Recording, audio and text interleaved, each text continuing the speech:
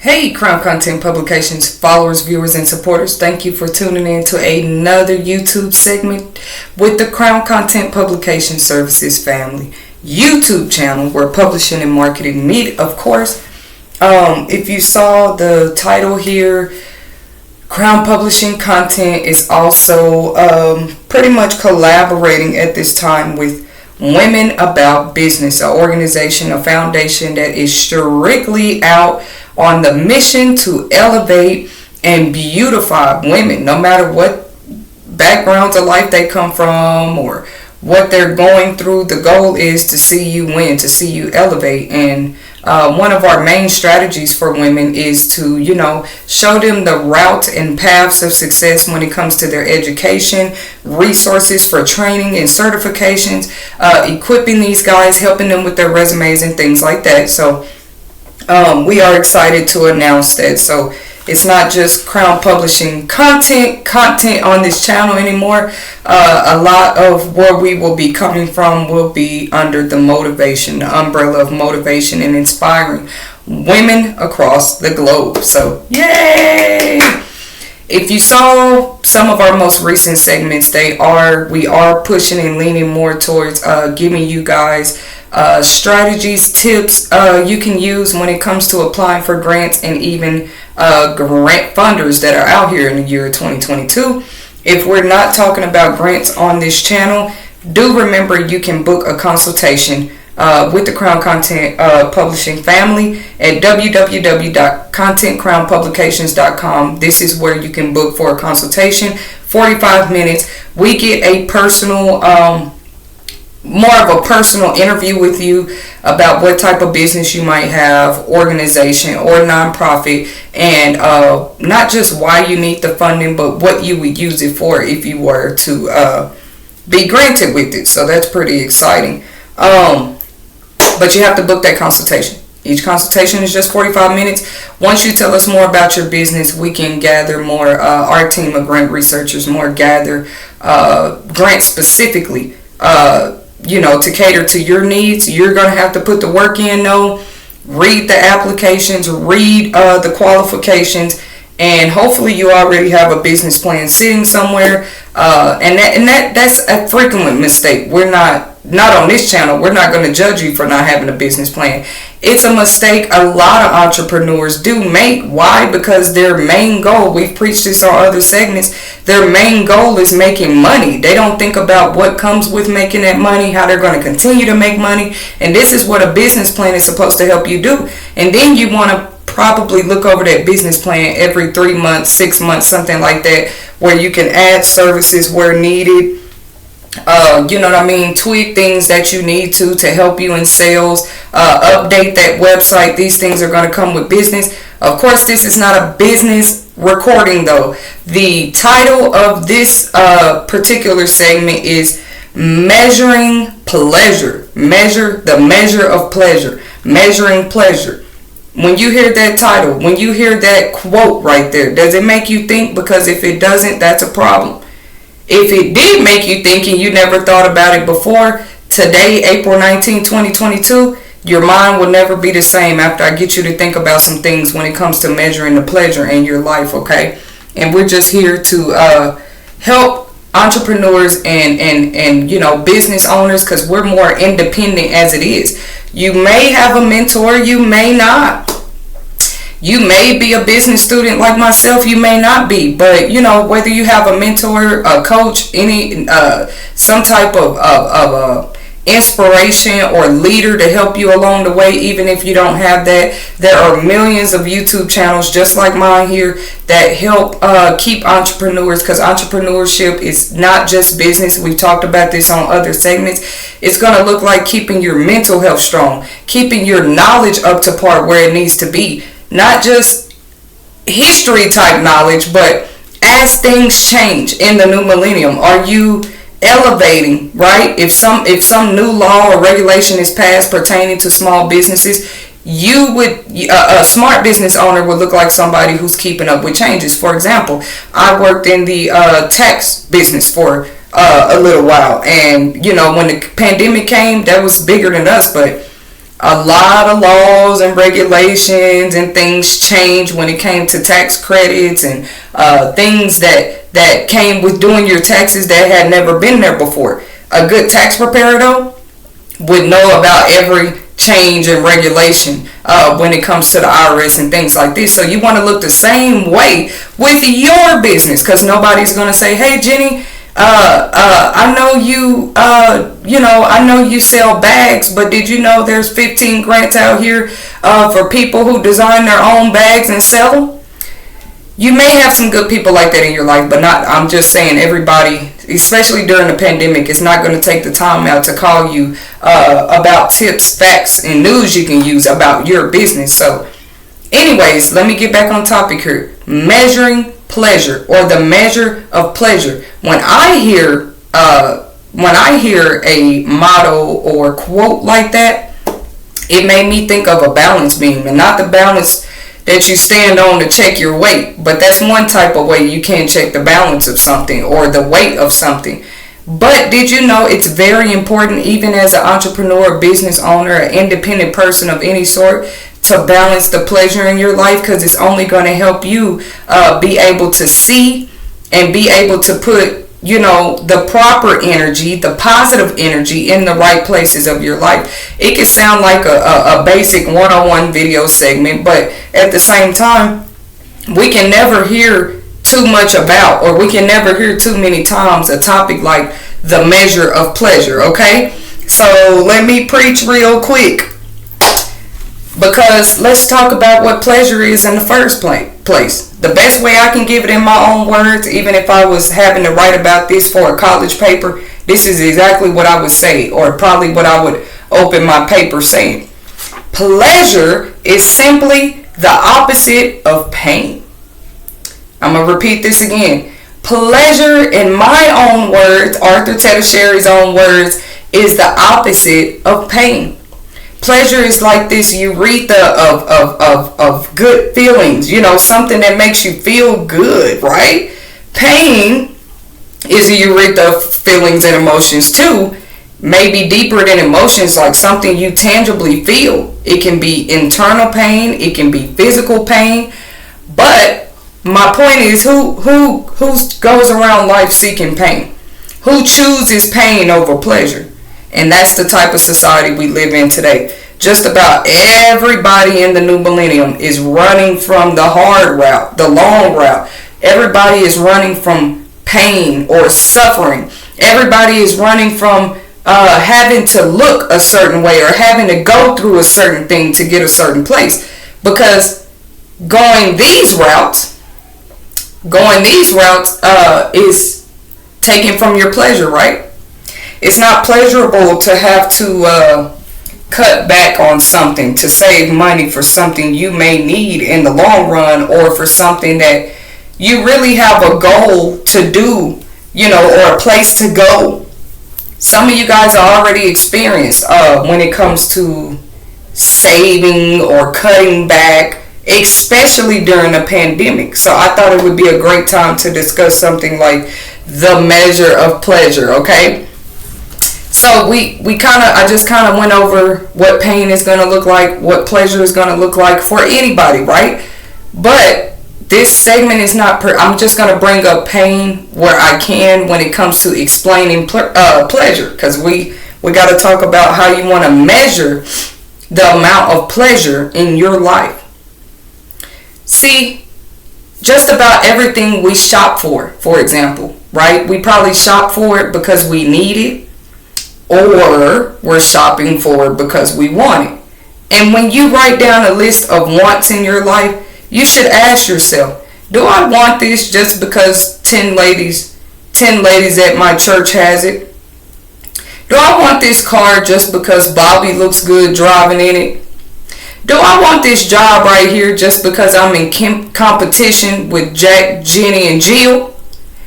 Because once you do, once again, somebody is already out there saying, what does the measure of pleasure have to do with me as an entrepreneur, as a business owner, as an author? See, it's definitely going to matter for authors, because authors know it's going to take a lot of investing your time, your energy, your intellectual space to get that book done. So you're probably going to be one of the main type of people in the entertainment business, in the entertainment industry, as an author, who's going to have to at some point begin to measure the pleasure in your life. And something so little could show. Once again, when you begin to measure the pleasure in your life, it's going to show. You're not going to have to tell anybody. Wow, this person seems to post 15 times a day, and all she talks about is her business now. All she talks about is promoting her book now. Maybe that person somewhere began to see where pleasure was hurting them, where pleasure was helping them, and where pleasure was simply wasting their time.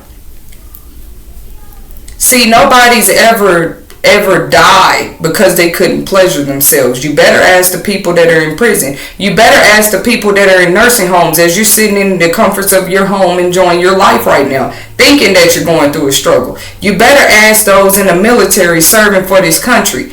Have they ever felt, they might have felt a little uncomfortable, but giving up some pleasures for their health, or to serve their country, or, to see better results in the long term, has never killed anybody. The most it's going to do is make you a little uncomfortable for a little while. So now let me talk to y'all about how powerful both pain and pleasure is. Just a little reminder out there for somebody today. Pain is so powerful. There are whole pharmaceutical drugs out here when it comes to physical pain. There are whole pharmaceutical drugs out here. There are therapists for internal pain. Like, these are real professions that employ people because pain is real. It's something you can't get away from, but you would probably try to avoid. So I understand mankind on that side. You want to avoid painful situations, painful feelings, painful emotions. You want to avoid that stuff as much as possible. That's probably going to look like more strategic planning, more goal setting in your life, more sticking to a specific path until you get to the next season or the next door in your life that you're trying to get to. That's how powerful pain is. Nobody wants any dealings with it, and it's so ironic because everybody. I'm not going to say everybody, but you got a lot of people out here that love drama. Otherwise, Netflix wouldn't be as big of a business as it is today. So y'all love drama. It's okay. But let me use this to kind of get across the message that I'm trying to portray. We love drama, but we hate pain? You know why you guys love drama? Because drama gives you pleasure. Isn't this segment called The Measure of Pleasure? After this segment, you're going to begin to rewire your thinking, hopefully. You're going to rewind what I'm saying because maybe it's not going to register the first time. You're even going to remember to give this video a like and remember to subscribe to this channel because we'll have more inspirational segments for freelancers and entrepreneurs, small business owners, just like these in the near future. So the reason, and I'm just using drama for an example, but the reason to me at the end of the day that people get their rocks off on drama. They see a man screaming at their wife, their girlfriend across the street. Some of y'all, it shifts your gears. And you're just going to pull your phones out and record every time you see drama. Because if it ain't on Netflix, to some of y'all, up close and personal drama is even better. Something you saw with your own eyes. Because the way that you're going to keep that drama going, somebody's going to get a kick out of listening to you tell what you've seen. And then somebody is going to get a kick out, and you're getting a kick out of telling it. But when do we stop capitalizing off of people's pain? We can only do this when we begin to measure pleasure. How much pleasure do you need to consider yourself happy? Or have you ever asked yourself this question? Where is your happiness stem from?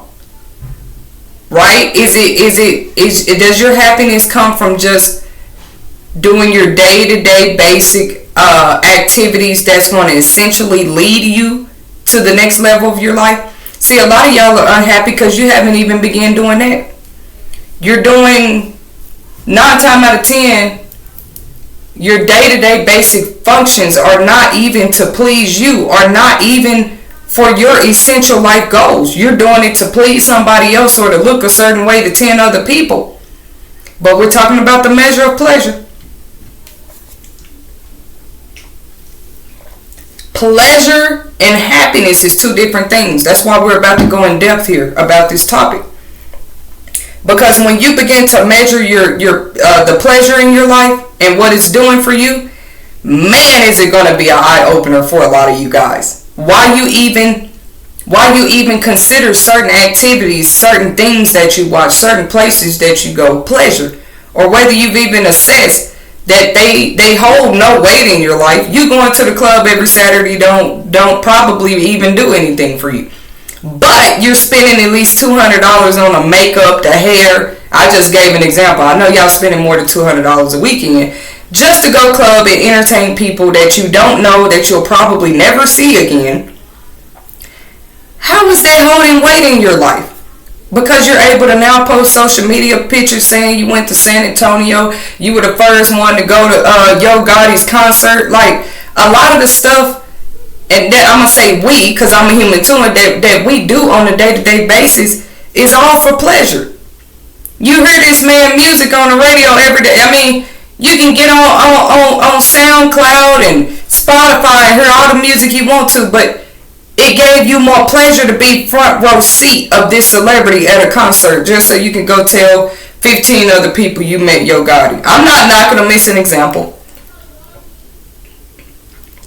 Because at some point, when Yo Gotti measured the pleasure in his life, he got more pleasure.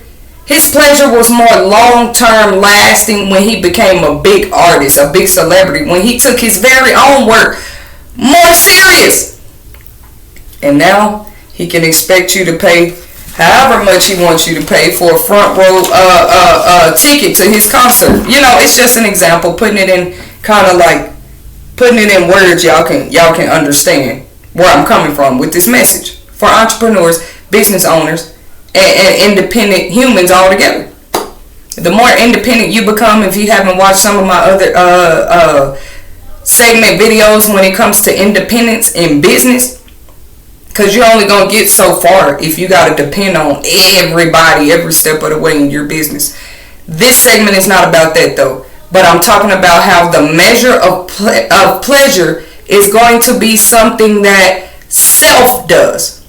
You don't need your therapist to sit down and write for you how much weight the pleasure in your life is beginning to carry. That's something only you can do. Maybe after you write your list and if you got 2 measuring cups, you should have 2 measuring cups. This one measures the pain in your life. This one measures the pleasure.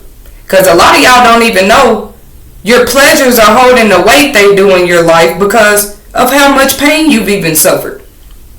Some of you guys, your Colt 40 gives you all the pleasure you need after work. Some of you guys, you know, because I'm going to speak on addiction real quick and how even as I thought about this topic before I got on here, I feel like pleasures can easily become addictions, and that's why this is a very needed subject, because enough people don't ask themselves why a certain thing gives them pleasure in the first place. Yes, most pleasures feel good. Something that's pleasuring you is going to feel good to your soul, to your body, and that's why we're about to get deep here. How long does the things that pleasure you even last when you indulge in them? Like I said, going to the club and going to the after hours, it's probably 4 hours of your time every Saturday night. And after those 4 hours are gone, you still have to figure out Monday through Friday whether you have a way to pay your rent, your bills, about your children's future, about the example that you're setting for citizens on a day-to-day basis.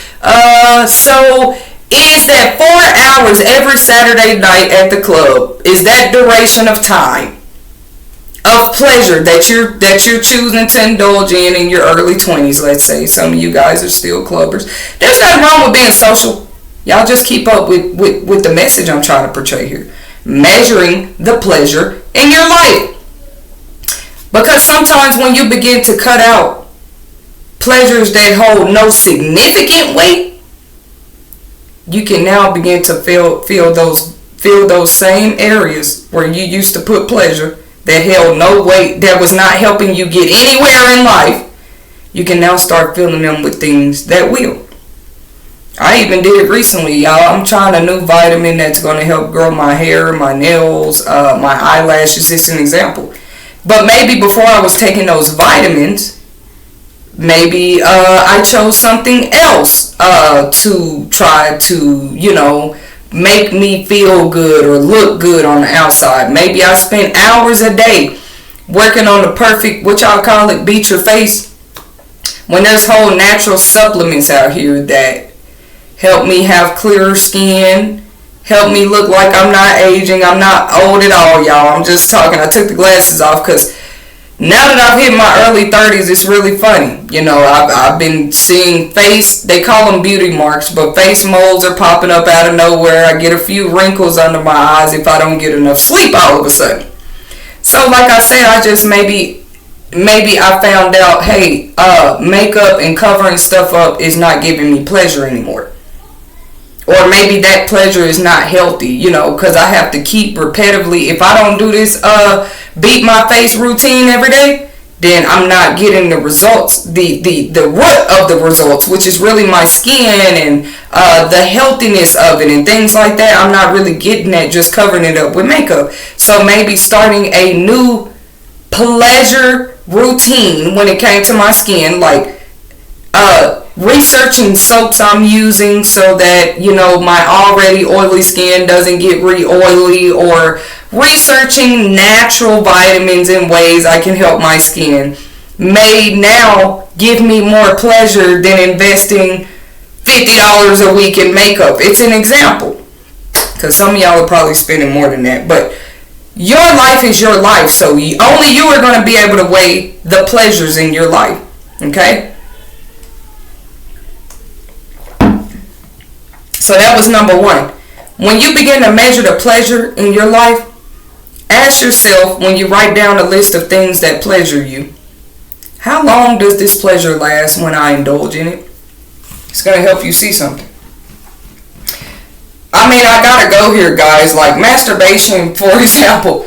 I think y'all all know, like, there's even memes shared where people are saying, man, I feel so gross after watching pornography for some reason. And this is an adult topic conversation, so I know y'all hear where I'm coming from. Why do you think you feel gross after watching porn and doing what you're doing while you're watching it? You know why you feel like that? Because it was a temporary pleasure.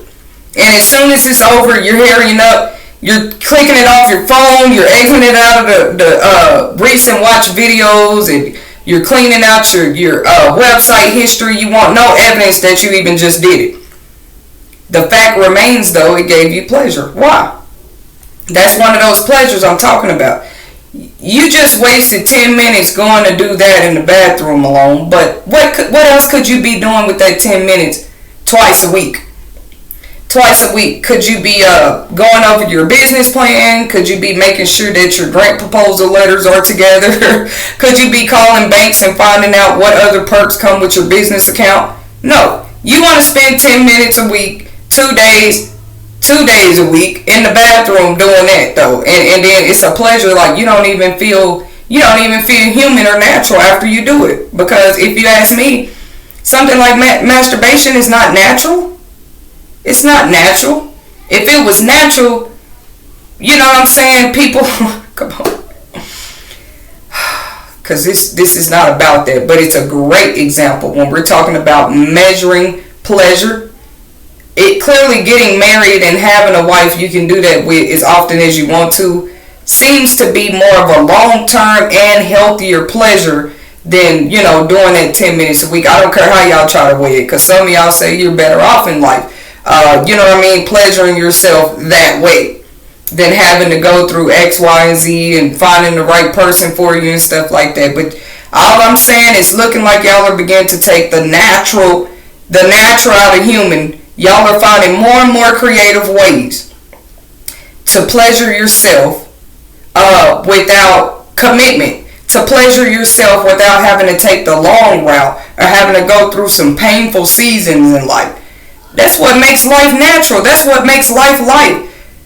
All these stories on people's movies, what you want to call them, biographies and documentaries, you know why y'all find them so interesting? It gives the nitty gritty details about that person's life, the seasons they went through before they got to where they were, the seasons, the things, the way their bills were piled up high before they had it to feed 10,000 people and $1 million in their bank accounts.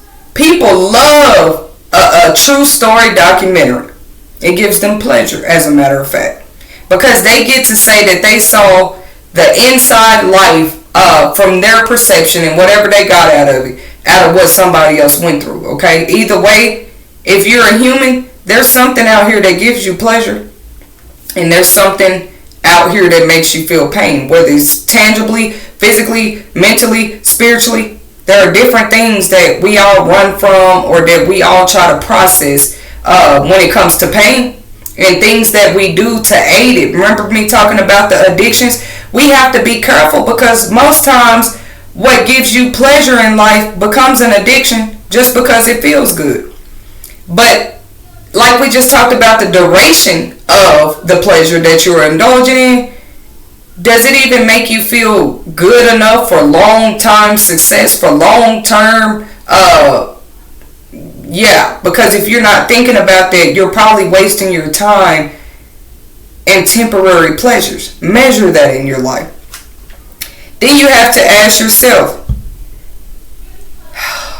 how sure, when it comes to the way you pleasure yourself, you need some surety. And this is not just about masturbation. You got a lot of people who go to the gym. This gives them pleasure. This allows them, they even set goals. This is how much I want to weigh in 3 weeks. This is how much I want to be able to fit this dress in 6 months. For a business owner, I want to be making at least $2,000 a week. After this year, and after I put all this hard blood work and tears and incorporate this marketing strategy and do all these new things and retwig my sales prices, my ultimate goal is to make $2,000 a week for my small business. These are real goals, but with every goal is going to come with a plan.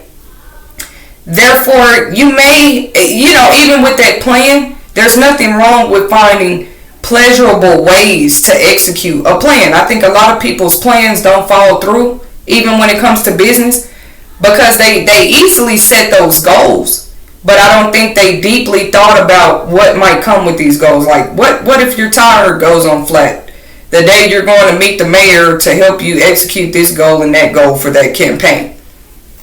Right? Like, we don't prepare for what could go wrong with the goals. We don't even prepare for if we're mentally prepared to take each step of that goal. We just expect you to want what you want so bad that you are gonna execute each step to see that goal come into fruition.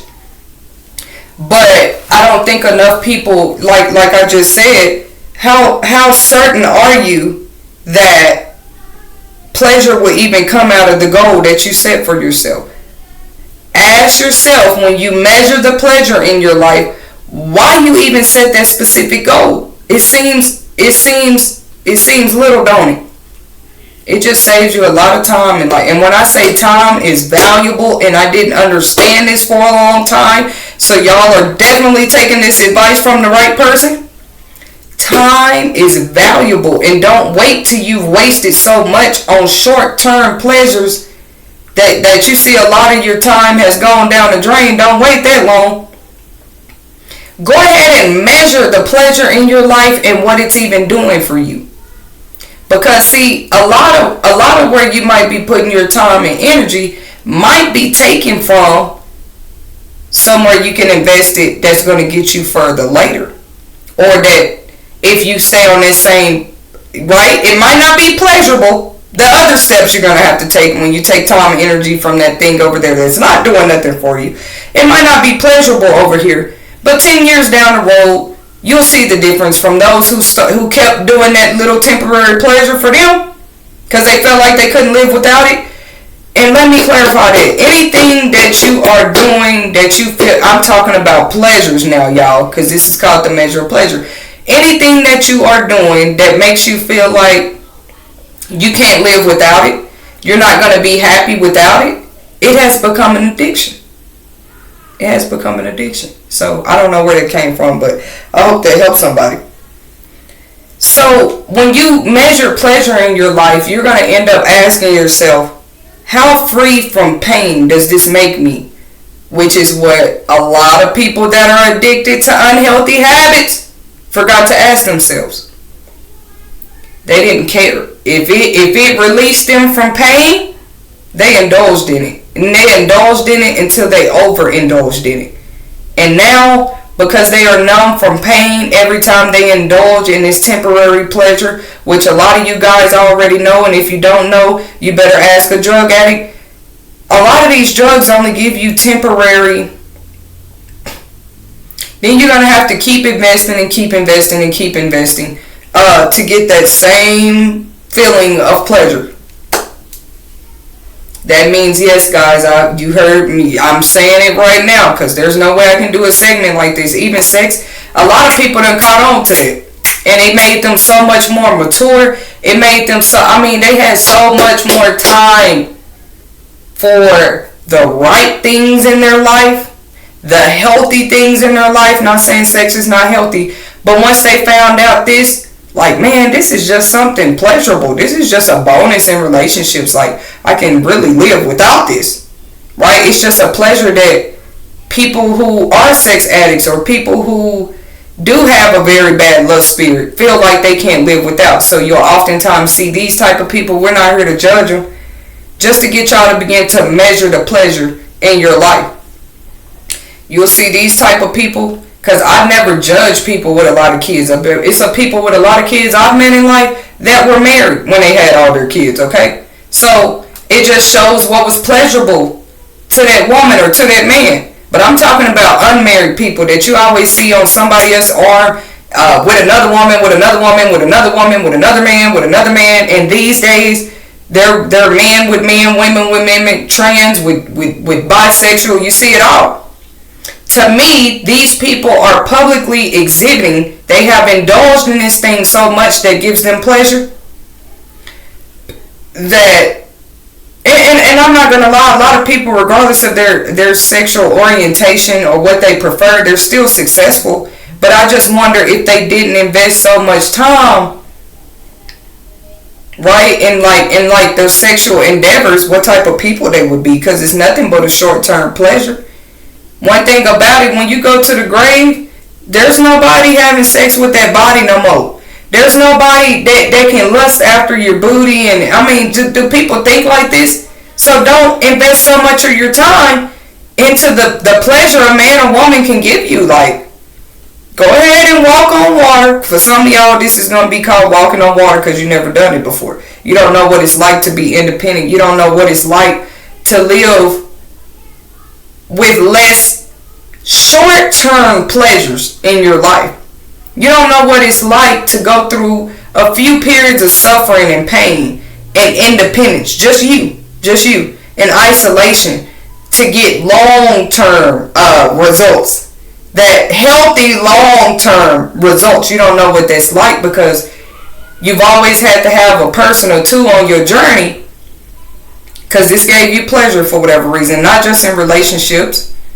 What's funny, I'm actually about to do a podcast segment. This is my YouTube channel.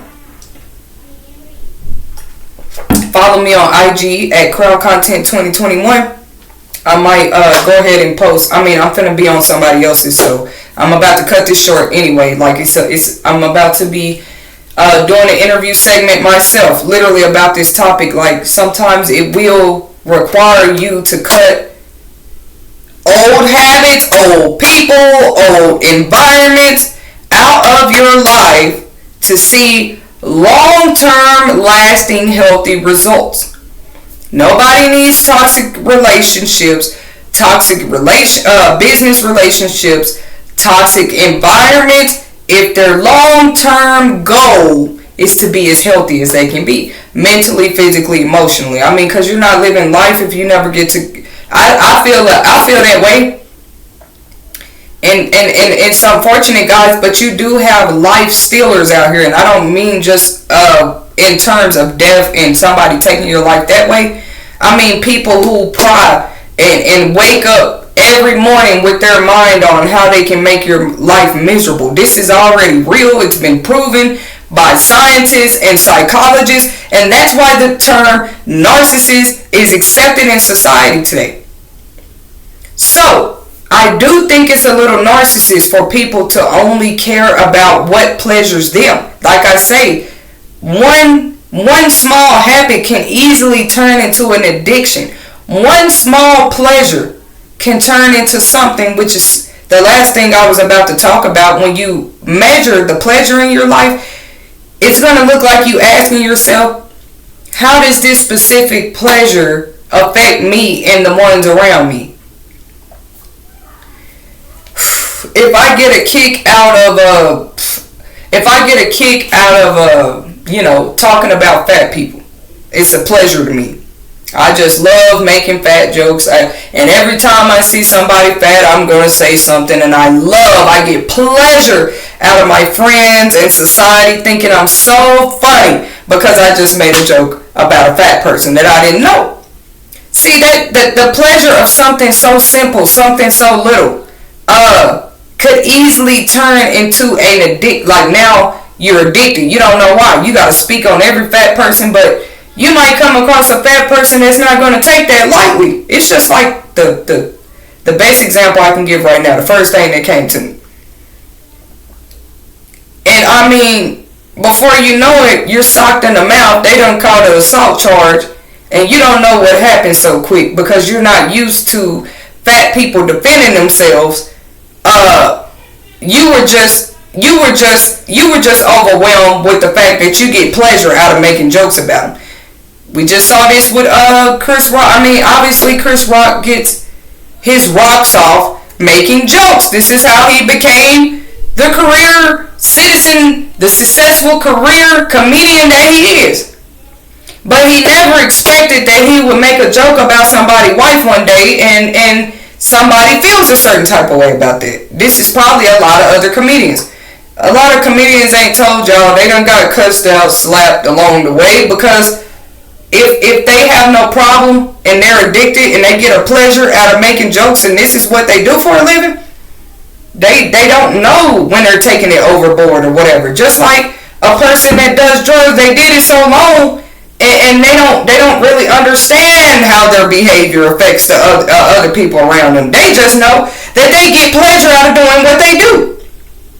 But if in their AA meetings or therapy appointments they would begin to talk about measuring what gives them pleasure in life and why, because like I said at the beginning of the segment, to me it all boils down to people running from pain. Nobody wanting to suffer. Nobody wanting to face their fears or look in the mirror and take accountability and responsibility. You know why nobody wants to do that? It hurts in the beginning. Did I say in the beginning? I hope you caught that part. It's going to hurt. Healing hurts in the beginning. When you cut yourself, it hurts at first. I don't know why I chose my wrist first, but when you cut yourself somewhere, you bruise yourself. I say cut. That cut going to be fresh for about 3 days. We can learn a lot just from observing nature. This is something naturally that can happen to the flesh, to skin. Once it's cut, it's going to bleed, and then that cut is going to be fresh for a little while, right? It's going to take weeks for that to even scab up, and then even more weeks for the scab to come off and that skin to come back together and heal. But one thing about it, that scar will always be there. But it's healed, but the scar will always be there to tell the story that they cut themselves on a tree limb one day, cutting down, doing some yard work. That scar gonna always be there. So yes, healing is gonna hurt at the beginning. And still, 80% of society is not willing to heal over a little bit of pain. Something that's gonna long-term healthy for them and for others around them. We're quick to tell a drug addict what they should heal from so they can stop doing drugs, right? Because we know that in the long term, that's going to make that person a better person and everybody around him, right? It's one less drug addict. But see, a lot of y'all are walking around with internal damage, scars and bruises that I'm going to say they're not scars and bruises because you're not letting them heal. But you're walking around with internal cuts, you're bleeding internally, and the bleeding is starting to seep onto your children, to the people around you, to your co-workers, everybody you come across, because you haven't healed, you want everybody to feel your pain unconsciously. All because healing is going to take you taking some accountability, some responsibility, some self-reflection, some therapy, some cutting out old habits, because you're healing. But it's mind-boggling and mind-blowing to me. People are not willing to heal because of the suffering and the pain that might come with healing. So ask yourself today, if you get nothing else out this message, because I have to get off of here. Have you measured the pleasure in your life? Not the amount of pleasure in your life, because we all have something that fulfills us or that we like to do or that gives us pleasure. Measuring your pleasure is going to be writing down each and everything that gives you pleasure in your life right now. Measuring what this is taking from you or what this is adding to you. Measuring why this has even become pleasurous to you. If it's attacking somebody, why does that give you pleasure? If it's making somebody else's life miserable on a day-to-day basis, why does that give you pleasure? If it's destroying happy homes and breaking up marriages. One lady told me, y'all, I prefer married man, and it was the preferred word that tickled me at the time. I was younger. She said, yeah, girl, I prefer married men. Right now, it's still you. What do you mean you prefer? See, that woman had enough sense to know she has an option. She makes her own choices. But you don't choose to go get your own married man. If I knew what I know now, then I'd have asked her, have you asked yourself why married men give you pleasure? And whether that's healthy for you in the long term. You think every man wife is finna play with you like that? A lot of y'all, this has become a habit. This has gives you pleasure because you've gotten away with it so long. It doesn't mean it's a healthy habit, a healthy pleasure for you to have. Because it's not going to be funny when one woman come across you and she can't handle emotionally that her husband has been with you all this time and she didn't know behind her back. Every woman not finna play with y'all like that. And men, every man ain't finna play with you like that. It's probably some men out here that say, man, I prefer a married woman. That's crazy. You prefer married women. And you think every husband is gonna play with you. Every husband is not gonna sense when his wife is acting different or doing something different in her life. So, measuring the pleasure looks like, is the things that give you pleasure in your life even healthy in the long term? Is it teaching your kids healthy habits? Is it hurting the people around you? Yeah, even if it doesn't look like it's doing it in that moment, in that season, long term wise, is it hurting that family? Is it hurting you? Is it hurting the karma that's coming to you? Thank you guys for tuning in to another segment with the Crown Content Publication Services family, where publishing and marketing do meet. This was an inspirational segment. Measure the pleasure in your life, and whether it's going to gratify you or practically curse your life because you never wanted to make changes and you're teaching the people around you that they don't have to make changes. Is that helping society, that we don't have enough people that are willing to measure the pleasure in their life? This video was brought to you by Crown Content Publications and the Women About Business Foundation. Ladies, measure the pleasure in your life, because a lot of the things you're indulging in may or may not even be healthy for your ultimate destination in life. These are things you're going to look back on and say, man, they used to give me pleasure. Now I love going to art galleries and operas, which is really me now. I just haven't got to visit an opera yet, y'all, but when I tell you I love classical music and the whole setup of how operas go, maybe it's because I used to play the violin, but it's really this. I believe I'm beginning to outgrow old habits you just picked up on, pleasures that you just picked up on because peer pressure said this is supposed to make you feel good, and it made 30 other people feel good before you even indulged in it. Think about these type of things, young people. Thank you. Don't forget to give this video a like and subscribe to this channel to show your support.